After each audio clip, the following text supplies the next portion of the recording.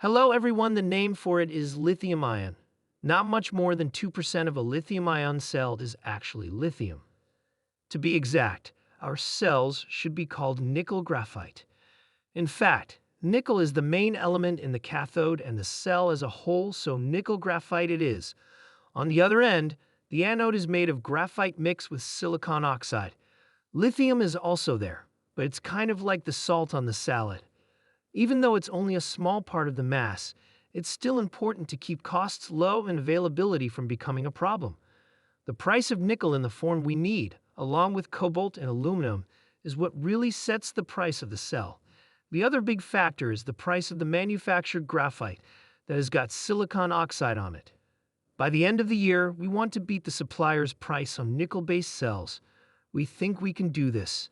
I really wanted today to be about telling everyone who invests in the world, not just people who own stocks.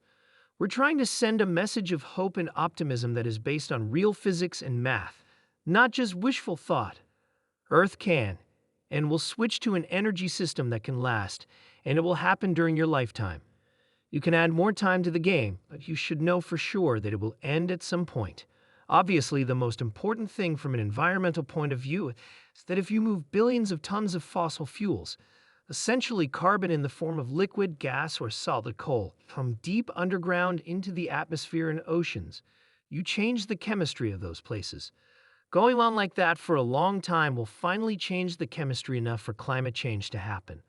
Unfortunately, Earth is very big, and we need to move quickly to use renewable energy. We could probably even add some more. The move toward clean energy is moving too slowly. A subsidy is built into any gadget that burns oil, which is what's happening right now. Every power plant and car uses up a certain amount of carbon from the atmosphere and seas. To really get long-distance ships and planes to use lithium-ion, you need to rethink both the ship and the plane to make the most of this new energy source. It's a different design. Make it lighter and better for batteries. When it comes to planes, the same thing could be done. I believe you can get long-range planes right now with cells that cost about 450 watt-hours per kilogram. They are pricey right now, but I think the price will go down. About 3/4 of our lithium comes from Australia. To be honest, you could speed up the mines. What's stopping them is not how fast they can mine, but how fast they can process. That is, mines will only send ore to mills at a rate that they can handle. Otherwise, there is no point. So this is just my view. I could be wrong. I think it's not really about the lithium ore. It's very easy to find lithium. There is lithium all over. Lithium is in every country. It's not like oil. One metal that is found a lot on Earth is lithium. However, it is very hard to refine lithium rock to a level that is good for batteries because the levels of purity needed are so high. Even a small amount of impurity will shorten the cell's life by a large amount. To sum up, I believe that as we increase the energy efficiency of batteries, all forms of transportation will switch to electric power, except for rockets. I think a parking lot full of cars is a good way to compare this. As they move from one side of the battery to the other, the lithium ions are looking for a place to stop. I mean, these ions are just sort of bouncing around looking for a place to park. They can quickly go into the parking lot when it's empty and find a spot. It's simple. Like trying to find a parking spot at a mall, you have to look around for a spot as the parking lot fills up. That's pretty much what's going on here. The ions are looking for a parking place. In other words, it gets harder to find a spot as the battery gets close to full. They need to move around more. Going from 80 to 100 takes about the same amount of time as going from 0 to 80. This is like the ions having to find a parking spot until it's found. After that, it's easy. The good thing about lithium is that it's very common on Earth. The third most common element in the world is lithium. For example, hydrogen is bound up in water, so we don't have a lot of it, and helium floats away, so we don't have a lot of it either. It doesn't float away, though, so lithium is found almost everywhere in the form of salts. That's why there aren't any problems with lithium supplies. Now let's get to the more specific part of the question, which is probably what you want to know.